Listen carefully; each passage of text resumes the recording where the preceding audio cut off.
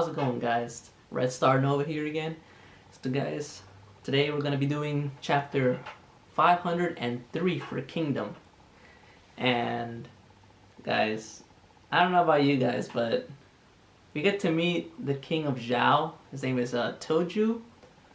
And he is definitely not what I expected him to be.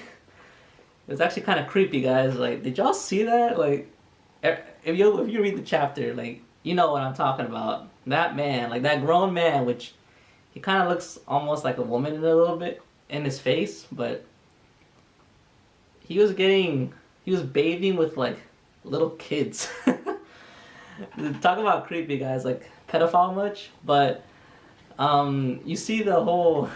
That's like the biggest part of this chapter. Just you see the king of Zhao bathing with little kids, and you can obviously tell they're naked. I mean, obviously you don't see anything, but you can tell they're naked, and it's just too weird. And then the biggest part was, like, that one of those little kids just, like, licked the king's toe, and then, oh no, that was just too weird. A little too creepy for me for there. But getting on beyond that, like, yeah, that's pretty disgusting, guys. Like, low-key, it's pretty messed up, but,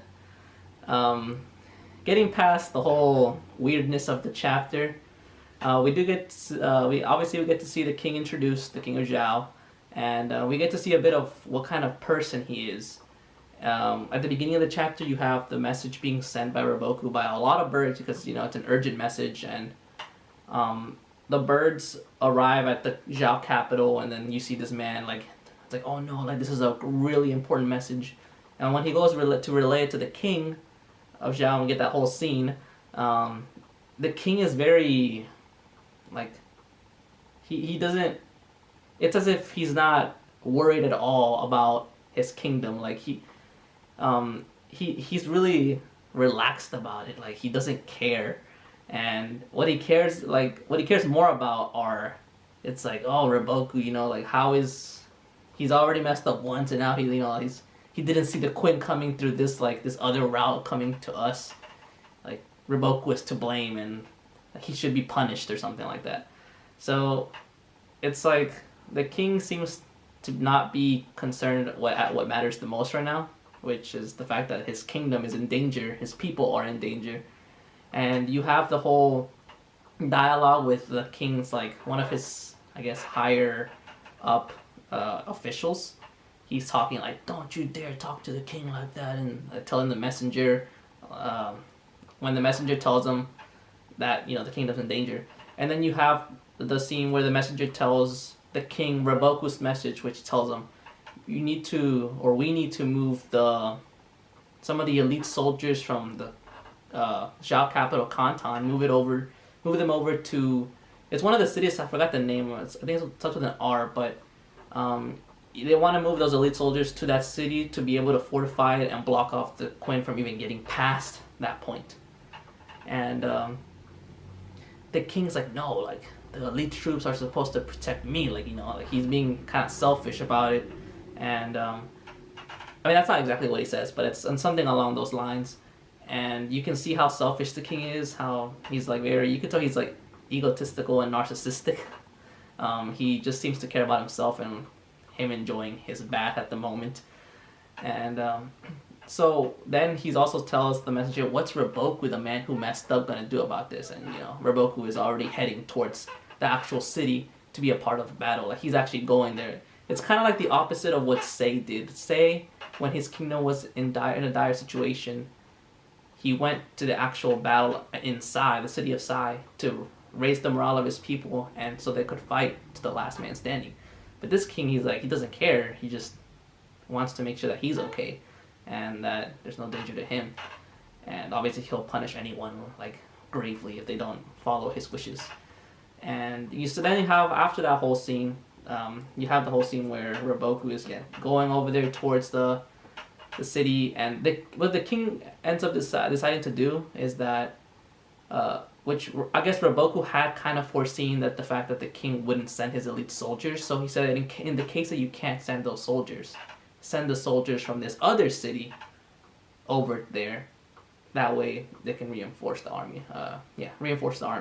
and so that's what the king decides to do. And he's like, oh, I mean, if Roboku thought about that, why didn't he just say that? Like, you know, just getting mad about everything, and yeah, seems like a real asshole.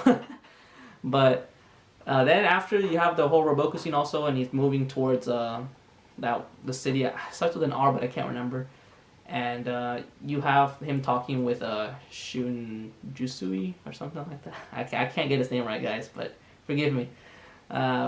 He's talking with his subordinate, you know, telling him like, oh, like, you know, you did good, like, because he tells Roboku, sorry, I've been away for a while, but it's like, no, like, you did good, like, you've managed to catch this, and this might be the deciding factor about who wins this battle. And they're like rushing over there as fast as they can, and after that scene, you get the last part of the chapter, which goes back to the Quinn, and they're going towards they're by the Yellow River now, which if you look at that panel, it looks like really, really big, because it looks like it stretches all the way to the horizon. And so they see some soldiers off in the distance coming to engage them, and they're like, no, we need to stop and, you know, stop these soldiers from crashing into our army, you know, and just killing our men. But then you have Osa, and he's like, no, we're gonna keep running. And it's like, what? And everyone's like shocked, and then when he says Kanki will take care of it, like, that was probably the most badass part of the chapter, like. And then that's where the chapter ends, which, oh, it sucks, man, because all this these cliffhangers, man, these cliffhangers. I just want there to be a war already, and so I can't wait to see what Kanki's gonna do. Like, what is he gonna do?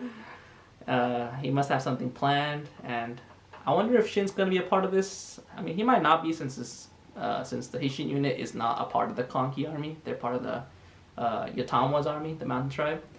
So, okay, well, next chapter, I can't wait to see what Kanki's gonna do to repel these.